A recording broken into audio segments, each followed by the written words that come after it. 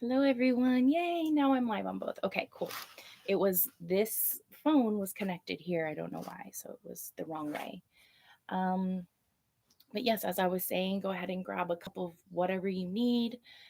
Grab your book. I'm on an iPad today because of all the questions and stuff. And then I might need to charge it and stuff later. But I'm excited to be here today and to discuss Jack London's Valley of the Moon with everyone. I have some notes and things that I wanted to discuss as I was doing some research. And just know that we are going to be discussing this for the next couple months. So today is not the only day that we're going to be doing this. We'll be participating a lot more in events for the next couple months, like I said, for summer. So if you'd like to go ahead and like, share, subscribe, or just do what you got to do when it's convenient for you. Again, this is an inclusive outdoor literary book club. We're called Get Lit. Inclusive Outdoor Book Club. My goal is to transcribe this for multiple languages. I made the book accessible. You can get it on Project Gutenberg. You can scan this QR code right now if you're just joining us, and it'll take you to Jack London's Valley of the Moon free on Project Gutenberg for you to download any way you need to on Kindle. You can go on YouTube and find it free out there. There's also Archive. It's called Internet Archive, and that's what I'm using to access the book digitally so I can see page numbers, and it's really cool. I really enjoy reading it. So keep that in mind. There's multiple options that are public for you. That way it removes that barrier of having to purchase a book. And whether you're on a Kindle or a laptop or an iPhone, you should be able to access this and download it and take it with you anywhere you need to. There's also public libraries that have it on Libby app and things like that. So please don't feel like you're just because you don't have money to purchase this book. I realize that might have happened with the last book. So I'll always really try to give a variation of options when that is happening so that if you can't afford a book, there should be no reason why you can't participate, right? There's some way, somehow for you to grab it online. So we are reading Valley of the Moon, which is by Jack London. If you don't know anything about Jack London, he's a California writer, and there's all kinds of biographies out there. I've learned so much about him, and I have such a renewed appreciation for his civil rights advocacy, the change he made both in London and the United States uh, for civil rights and for the way that we treat the underprivileged, so people in poverty, homelessness, his exposés, his journalism, his eyewitness account of the San Francisco earthquake. He was both in the area and went and jumped on trains and provided a live account of the area. And so that kind of brings me to some topics in the book that we're going to be talking about today, where it's like, you know, um, oh, I hope this is live. Hold on. Let me add a title to this. Hold on.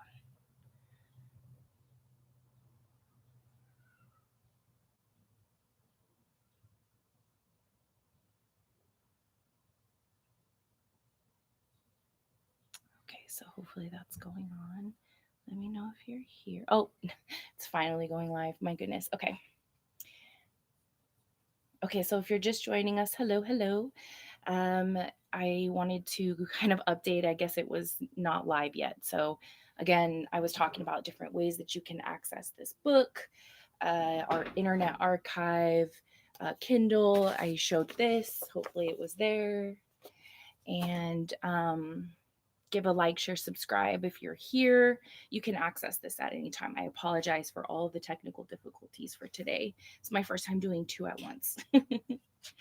Okay, so again, that brings us to a topic of like advocacy for homelessness and poverty, both across the Atlantic and in the United States, traveling abroad and doing all kinds of travel stories, eyewitness accounts of the San Francisco earthquake, um, journalism, advocacy, socialism, socialist ideology, and just pointing out the struggle of the working class versus the proletariat or versus the bourgeoisie.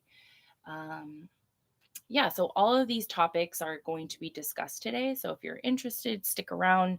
If this topic is not your style or if you're not interested in this type of conversation, then perhaps maybe attend at a later time, right? Or if you're not caught up yet.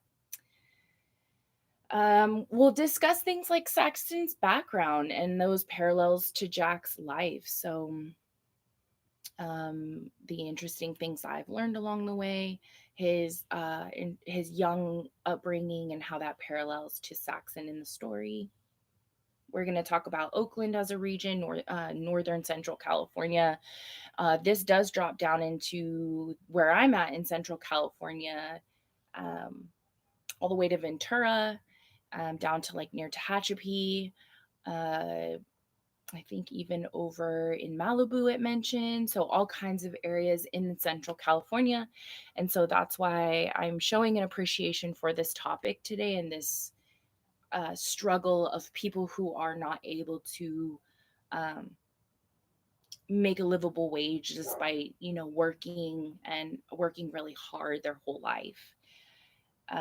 So again, I'm going to try my best to point to pages in Internet Archive, but you can join on wherever you are, however you need to. And then the recording of this should be transcribed, um, so that you can access it at any time later on. So some of the questions that are discussed is her name and where it comes from, and sort of like the mythological connections. So this shows you her parents were like very educated and intellectual, which is what Northern California was known at the time. In fact, Jack London helped Upton Sinclair fund his book for um, the jungle. And so, if you know anything about the jungle, it created the USDA, right? But they were trying to point an expose on labor and how the labor class was being exploited in the Chicago meatpacking district. And so there's a lot of parallels to what's going on in today's society with the revocation of those regulations. And I think it's fascinating that a lot of things that he was fighting for and creating advocacy for, they are coming back around. It's a topic of discussion today. So, if that brings anxiety or any sort of issues with you, these topics could be very sensitive. So, at times, I'll be asking you to kind of check in and let me know how you're feeling. If you're coming from Instagram or YouTube, just go ahead and comment and I can answer your questions. You can also participate in the chat by typing. I'm not going to be adding people just because I don't, I can't regulate and moderate people who I don't know who might be following or have things different ulterior motives for things.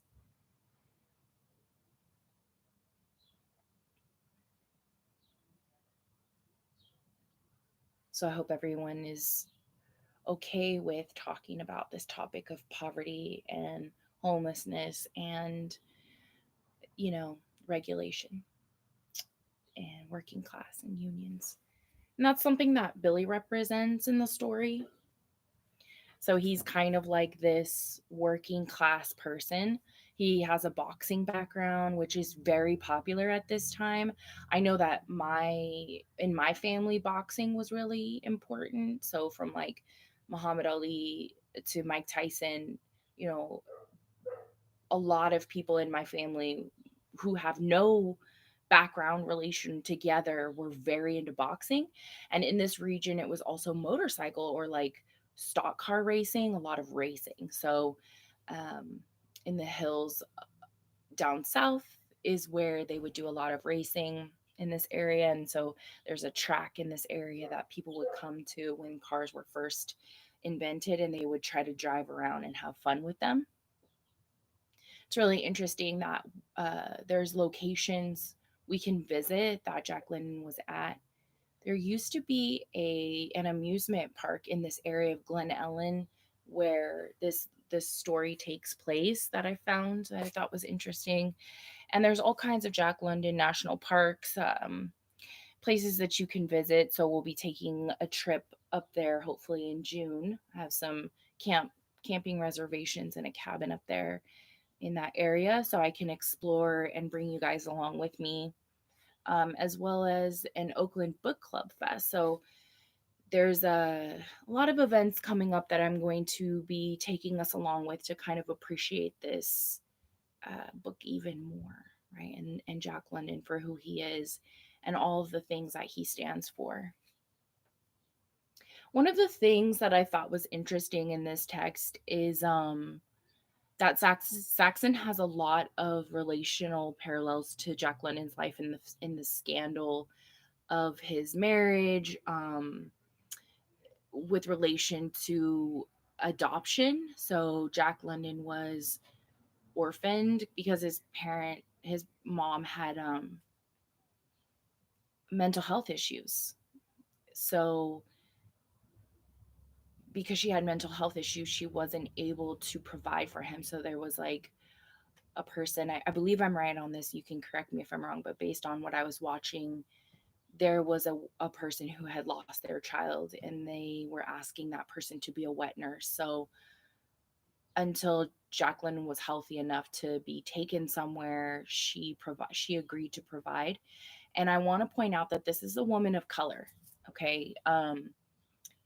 I wonder if it was expected of her to wet nurse for him. And I would like to call out perhaps this is later on affecting me because he was very prejudiced, until a woman that he was with, that was a socialist, pointed it out how he was racist. But ironically, he depended on this woman for the rest of his life. He would often stay with her when his home became tumultuous. So he would be like a runaway, but he would run away to her house. And she helped him learn how to read. And I guess his professor father, his dad was like a educated man. He like rejected him, right? So he has like these abandonment issues. He has this tendency to run away. He has a lot of womanizing issues similar to Billy and is being accused of in the text. Um and so it's important to kind of point out some of the faults that mirror these two characters also are parallel to Jack London's life, especially his early life. And so we know that he learns a lot of lessons like later on. And so, it's important to kind of express our emotions about some of these sensitive topics in the text, and especially because we know he was a person who fought for human rights. We're all guilty of stereotypes and discrimination in our own way, and I think that it's important to point out that Jack London was not a person who was above this, but yet he also was a person who advocated against these same issues that he was guilty himself to. And so I think it's important to recognize that in ourselves and how when we write stories, we write ourselves into them. And he traveled all around the world and wrote the stories of people he saw and also his own flaws. And I think that's important we learn about him and his characters in these stories. They're very young, and I think one of the questions that was on the discussion was what's their age difference, right? We learned that Saxon's older than him by a few years, but she seems very naive and gullible on the same level as him. The preoccupation with ancestry, right, and why they should be together, the idea of where their family comes from, how their grandfathers participated. As a Californian, this is not uncommon. I know that I grew up with this idea of like where my parents being here before California was a state, or being here as an immigrant, from oppression and overseas and over the Atlantic, and coming here for labor in the farms. And so the idea of like Irish, Italian, Mexican, working in fields and struggling alongside of each other, along with boxers and people who have ancestry with Civil War and coming here for gold. Everybody pretty much in California, if you weren't native or of what we call Mexican, right? uh, you are sort of somebody who came here for agriculture or on the trains, seeking opportunities. And I think it highlights the rich cultural upbringing of Jack London, the rich cultural aspect of California, but also the inherent prejudices that California is guilty of. I think California loves to grandstand on inclusivity and things like that. But when we look at it a little bit deeper, there are still very much institutionalized racism in the underlyings of these conversations that are important to bring up, in at least in my opinion, and it's important for us to have a conversation about. So it's really interesting how these two characters sort of bond. It's not because they're their authentic selves. It's almost like they're trying to find their way through what a relationship like this should be. And it's like, well, naturally, it shouldn't lead to marriage. And so that's what we see very quickly these two people do. I see a lot of love bombing, right? A lot of abandonment issues, a lot of masking, especially for females here. And versus the people who are unmasked, which I'm going to talk about Sarah Higgins here in a minute. She is unmasked, right? She knows marriage. And so seeing these two juxtaposed next to each other, especially um her friend, right? Saxon's friend and Billy's friend, and how they're kind of laughing at these two because they're idealizing love, they're idealizing romance and relationships and things like that, when those of us who've been in these sorts of relationship understand that it's more complex than being able to talk to somebody, being able to share common ancestry. But I think it's important to understand how our family background play a very important cultural role in feeling connection here. So among so many people who are coming and going in California as tourists, and immigrants and people who are struggling right alongside each other, there's this commonality that people search for here in California. And it's not like to exclude, it's to include, which is fascinating most of the time, right? There are some facets of fascists, I guess, in California that don't believe that people should coexist among each other, but it's totally inherent to the fabric of the state as one of the youngest states, most populous states, most popular states in the union. I really like that alongside of the boxing concept was working class issues, unions, teamsters. So if you don't know what a teamster is someone who works for a union on behalf of the union. They're a representative of the union. Either they're going out and advocating for support for the union, pressing issues. So they're just kind of the action agents of the union. And so they're very aggressive sometimes. They're not afraid to have like conflict, as it's known. And I'm not trying to say that they're like mobsters or bullies or whatever. They're just known for being very good with words and very persuasive. And I think it's important to know, I should take a pause and say, my background, I have a master's in educational leadership and I have a master's in English rhetoric. So my undergrad is in world literature and communications, also a business and arts sort of little minor over in community college. So as far as like my awareness of these concepts and tropes and stuff like that, it's really interesting to discuss commonalities between this book and other points of literature that we can talk about. um the idea of all of Oakland against all of San Francisco is really interesting, um because it's like a traditional rivalry, right? And it's even more so like, some people always say like, oh, don't claim LA, blah blah blah, but if you know California, you know that it's really separated by like San Francisco, Los Angeles proximity. So what you're claiming is sort of your proximity in California, because it's so big and so regionally different. And I don't think people really understand that coming from an outside perspective. So it's not until you really get here that you understand regionalism in this state and how that's playing out in San Francisco. You can see just between Oakland and San Francisco, there's a big disconnect, a big rivalry.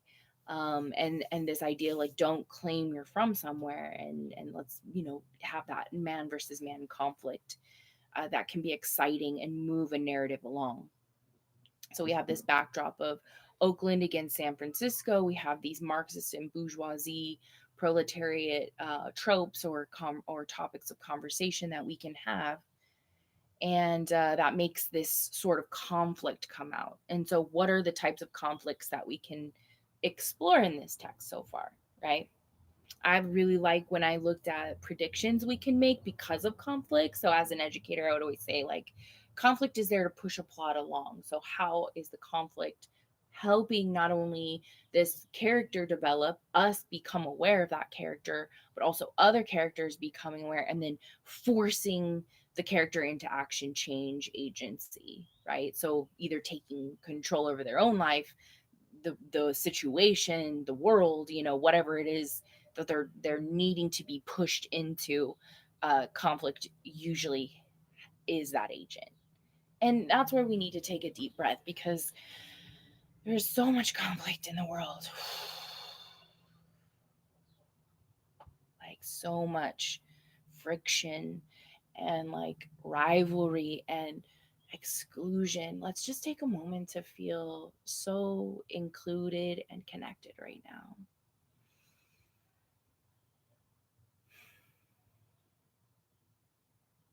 In our awareness and in our understanding,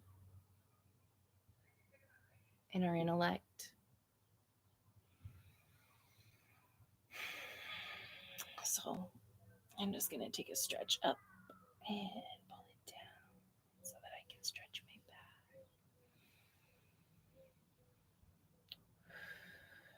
If you would like to do it with me, drop your hands down to your sides and pull them up.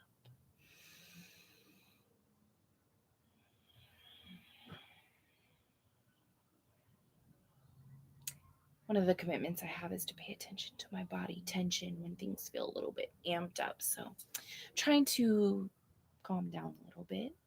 I recognize that these are sensitive topics, but they're really interesting about this text. So when we look at man versus man as a conflict, we can see there's, like I said, a lot of teamsters, unions. We might have a lot of infighting. So there might be people who are struggling and then they take it out on each other, right? So kind of like what we're seeing the United States do right now. The United States is struggling, so we turn to each other rather than what is the environment that we're creating, right? Outward. It's who can we point to next to us. So we might see some of that, sort of that conflict of teamsters. Maybe the Teamsters and the union are going to have to come together to do something, as we know, previewed by this Valley of the Moon information. And again, if you're just joining us and curious as to what we're reading, this will take you to Project Gutenberg, which is a free library. Do we think that Sarah Higgins is going to be a person of conflict in this story? She's a fascinating character. Like I said, she's pitted sort of as a juxtaposed character to Saxon. Her name is Sarah Saxon. Um, she is free. She's been all around the world. She's a person who claims to be worldly. She dabbles in clairvoyance, and I know that this text talks about clairvoyance with Saxon. And so there's a little bit of this auspicious spiritual practice in here. And the rumors about Sarah, are we going to see that they're true or not? Like, is she crazy or not? She thinks she gets a kick out of the rumors. Is this because maybe Are we okay with her being crazy? Do people who go against and push against the norms, are they often considered crazy, right? I would say yes. Yes, they are. And um so who is Bill going to fight? Are we going to see Bill versus Bill, which I thought was an interesting thing? Are we seeing Bill versus Bill because I I just see that Bill is trying to mimic the other Bill, trying to sort of absorb his life and be who he was.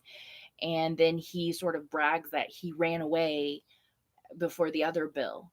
Um, so I'm thinking, what is going on with that? Why would a author choose? And I know Shakespeare did this a lot. So Shakespeare liked to make names be very similar and parallel people because he was trying to make you confused. He's trying to show you how people can be like it's that chaos. It creates that conflict that you're participating. You're like, wait a minute, you're in the chaos with it. We know that this text is centered around chaos, from the chaotic opening scenes to the constant mentions of sirens, suggestion of earthquakes, which we know Jack London lived through. Um, I think her name was Charmian, his wife that he ultimately ended up being with for quite a while. And fire seemed to plague Jack London. Um, Failure. And I think that a lot of people discount how much failure he went through, and how I think that that's going to be inherent in something that Bill and Saxon go through. The failures of trying to make it out here as a young couple, and then Higgins laughing about things, and their friends sort of having this laughter too about conflict that's going to be coming up in their marriage. So, do we think that Bill and Saxon are going to be fighting each other and perhaps becoming Saxon becoming more like Sarah Higgins, where she's just there with Bill because of convenience and what she can get at the end of the night, and sort of as intellectually not really. Um, and this points to Jack London's first marriage, which I'm sad to say, what he was a womanizer, so the way he treated women was not very good at all. And he married this woman. He was not in love with her. He was there with her for convenience. And he writes that sort of into this story about his first marriage, and that's kind of what Sarah is. She's a person who's sort of hedonistic, which and that's what I'm saying. Like the portrayal of minorities, is it because of the commonality of the language, or is it because he's still racist at this time, when he's writing this text? uh so we have a man versus nature concept. Like they mention a lot of canyons and Ventura. Like I said, there's a lot of local problems that are happening. So, are we going to see an earthquake or a fire or something that we know Jack London was plagued by in his life, play out in this story as well? Could we be seeing trauma from fires? And I think that's so relevant to what's happening right now with all of the fires that happen in Los Angeles and all the flooding and natural disasters that are taking place up north. Um, Looking at California as this place that does bear the brunt of nature's conflict. It's like we have this beautiful weather like we have today, or we're really struggling in it. We don't really have an in between. That's why Californians don't do well when it rains, because it's like, man, when it comes, it's coming. We know it's going to be a big one. Um, Especially as climate change gears up, we need to be looking at how class struggles will amp up poverty, homelessness, the struggle, and how people are going to be flocking to nature to rely on their abilities to survive in these next few years, as we're seeing ports empty, food shortages, scarcity, and people using food and poverty as a pawn in a game that they're playing. Uh, then we have man versus themselves, right? So we talked about maybe Saxon and Billy arguing with each other within a marriage, but like we already see that Saxon is fighting herself, and that Billy is just trying to like he's just got these ideas that he's spouting off that he's been taught or shown, and he's just sort of dilly dallying. Um, so we should take deep breaths for trauma like that. You know, people who have broken others because of their brokenness, our naivete that may have broken others, natural disasters that have affected our loved ones and us as well, and all of the conflict that can affect us daily. I hope we find an inclusivity and an awareness that we are all a part of a struggle and also a part of a joy and a part of nature. We are, let me stop this. Sorry. We are a part of nature, so we are in it. We don't jump into it and out of it. We are in it. So it's important for us to consider that um, as we move forward. Hang on, let me type this real quick for the person calling me. Make sure everything's okay.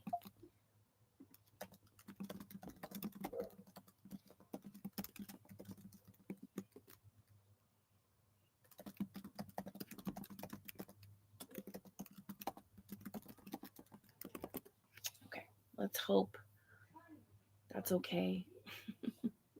Sorry about the interruption. That was my mother to make sure everything's all right. And then in this text, we have colloquialism and regionalism. So a lot of the language that's being used is regional to this area, uh, you know, but also to the time period, like the early 1900s, 20th century. Um, you know, the the way that people talk in this like fast pace, and that's similar to noir films and how like the noir era treated um treated conversational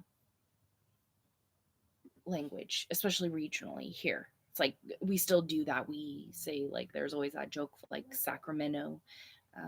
We like blur things together. We don't really finish words. So we have a lot of seeming shadows, people living in shadows.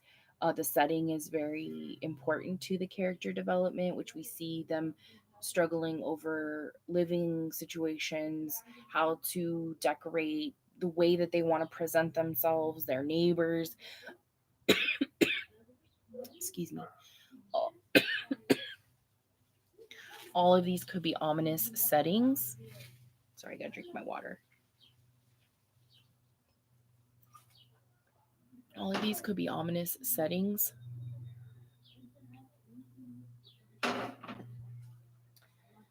um, for crimes to happen.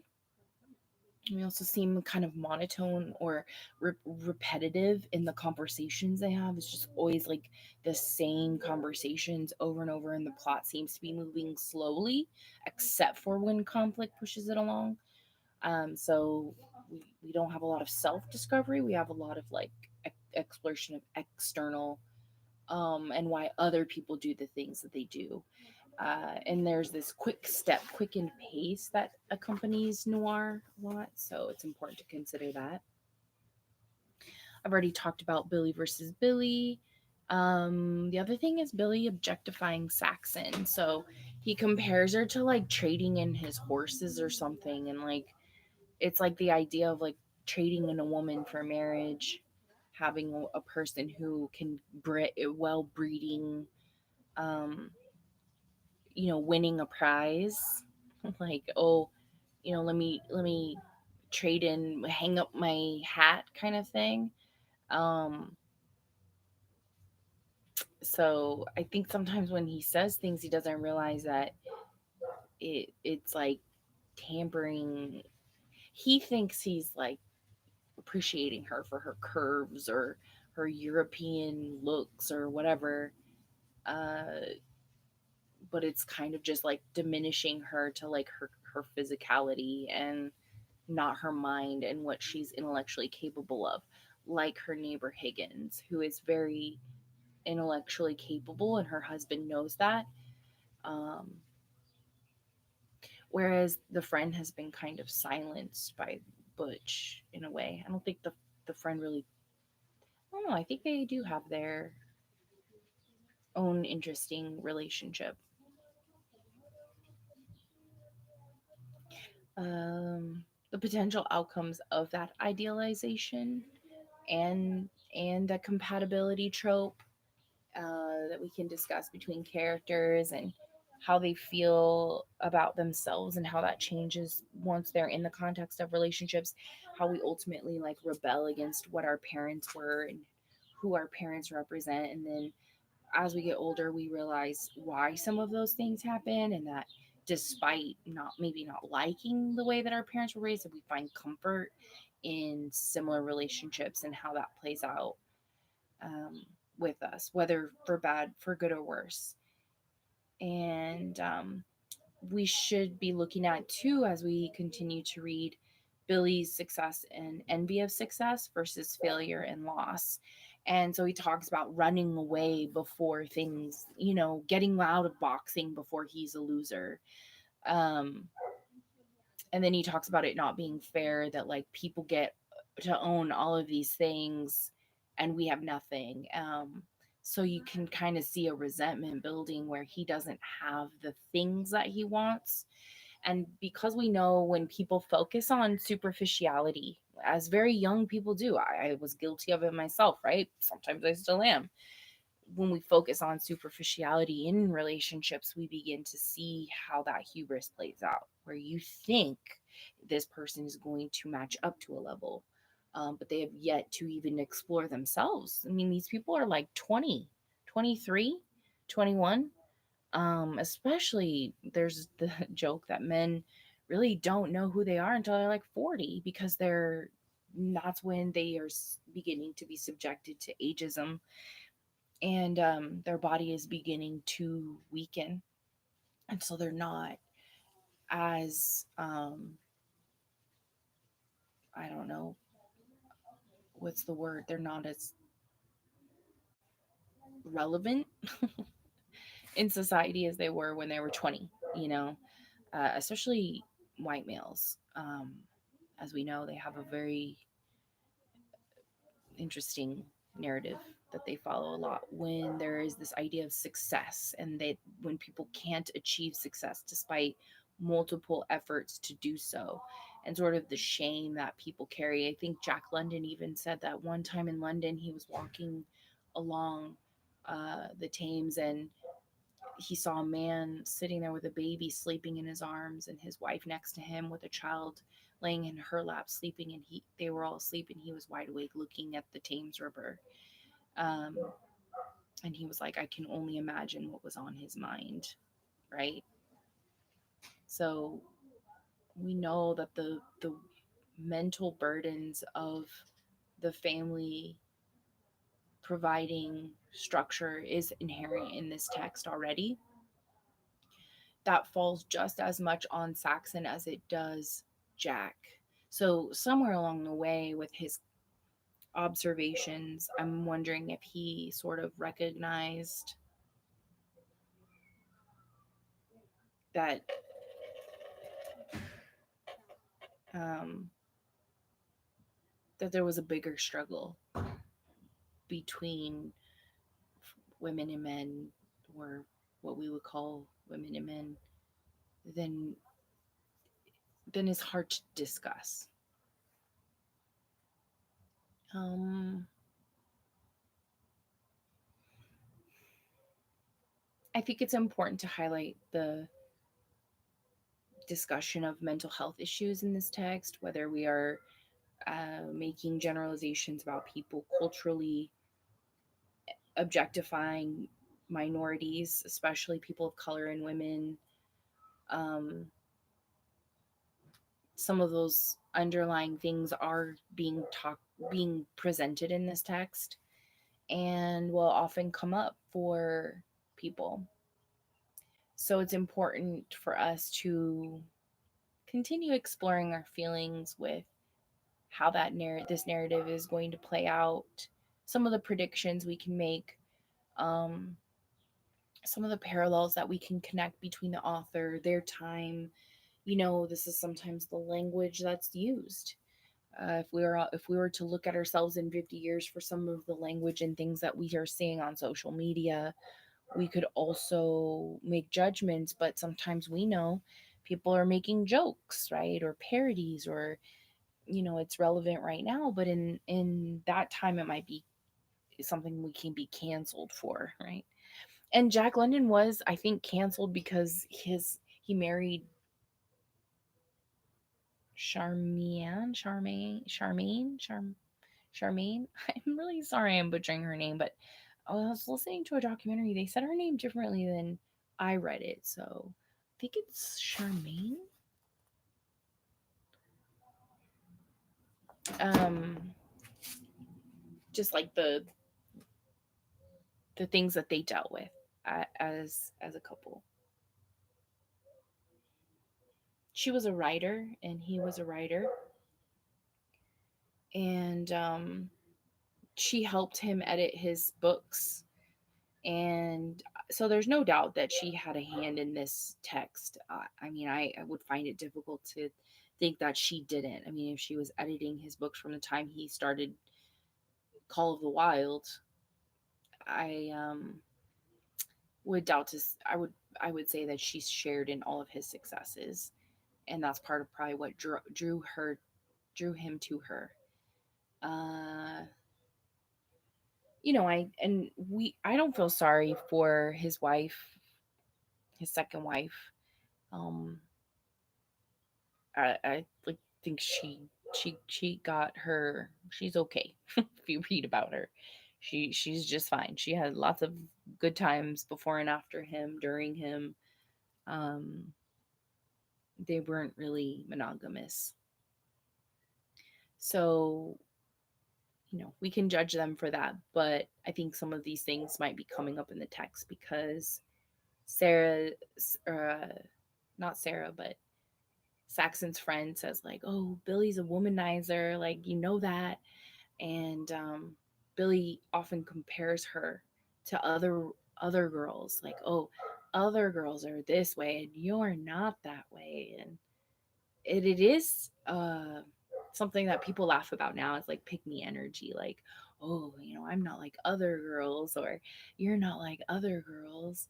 And so we see that playing out with this young couple here too, because again, it's this idolization of like, I think, who is it? It's one of my favorite poems. It's like you imagine one person is out there for you, and you idealize this like home that you set up like a dollhouse, and you have these like things that you repeat, these ideas about perfect love, and then like all of a sudden you're seeing this other person that has their ideas, and you're like in conflict, right? Am I wrong, or are they wrong? And in young marriages, it's really difficult to see that before you're together, before you're merging your life. You have this idea of what it would be. And that's why a lot of times we return to the way our parents were. And we find a mate who brings us in home in that way because we need a person that mirrors that childhood upbringing so that we can feel like the way we see the world is the right way, right? Because we can't be in conflict. And I used to tell my students a lot, like, if you come from a home where your mom was the one who made all the decisions, like Sarah Higgins in the story, where the woman is the person who carries the intellect and the father is the breadwinner, and she sort of trusted, right? Versus in this relationship with Billy and Saxon, he's the one that's like the person who she looks to for intellectualism, and doesn't really trust herself yet, like Sarah does next door. So that's something to consider too. Like, are we going to see a progression of Billy and Saxon, or are they going to run away? Is Billy going to run away? Is he going to fight other people and leave Saxon to be the one that has to like be the reliable person in all of this, because she does kind of regulate Billy sometimes already with his outlandish ideas. She kind of has to bring him back down to earth, but she looks to him for protection, right? Which is interesting about Sarah because she's the one who travels the world, and her husband brings her back down to earth. And so that mirrors Jack London and his wife's upbringing, right? Or the way that they liked to be. They like to travel the world. They like to just run away when things got tough. They like to just kind of be on a whim with their idealization. But what's fascinating is in real life, Jack London sticks around for major catastrophes, or he watches the human element of outside people and their struggles, and he has a lot of opinions about them. But when it comes time for Jack London to go introverted, much like Billy and Saxon so far, to like question themselves, they really haven't done that yet. So I'm wondering if that's going to end up happening later on in this text. And if it does, what kind of conflict that will bring for our characters, and how is this going to play out? Are they going to live happily ever after? They're going to go their separate ways? Are they going to struggle together? Um, yeah, it's going to be an interesting text to read. So if you have any contributions, I see people are in here, but if you have anything to share, if you're enjoying the book, if you have ideas or thoughts based on our conversations,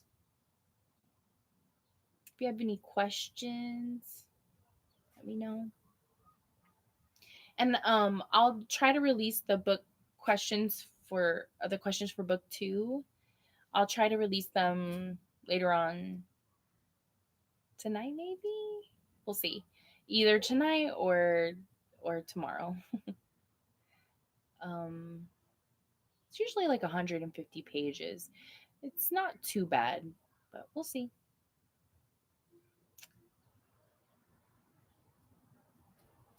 All right, well, we can take some deep breaths and do some sun salutations.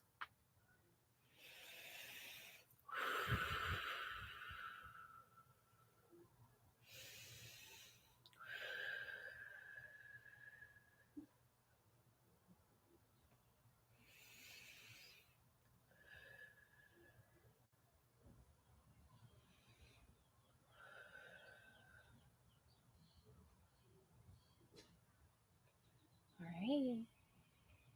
I only did just partial sitting salutations. I hope you take some time to read outdoors today. I hope that you take some time to read the book. It's free. Like I said, Project Gutenberg. Make sure it's on both of them. And then you can also get it on internetarchive.com, which I didn't really use the book a lot today because I was kind of just carrying discussion. I wanted to have the book here just in case people wanted to talk about it. I have it in this huge art tablet thing. Sorry, but I wanted to show people like what I'm reading it on. This is called Internet Archive, and it has like the actual books on it. But sorry, I have a test on this because I don't use it very often, just for art and work. So it doesn't have much going on, but there you go. And it's free on the internet. There's different versions of it, so but if you're reading on like a Kindle or something, Project Gutenberg is best because they have those options there for you. And then I know there's YouTube versions of it. Yeah. So like, share, subscribe.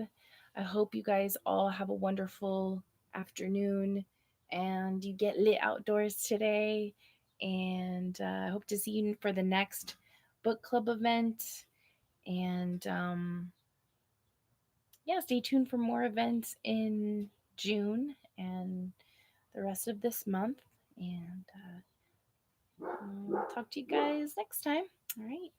Bye now. See you later. Love you. Bye, everyone.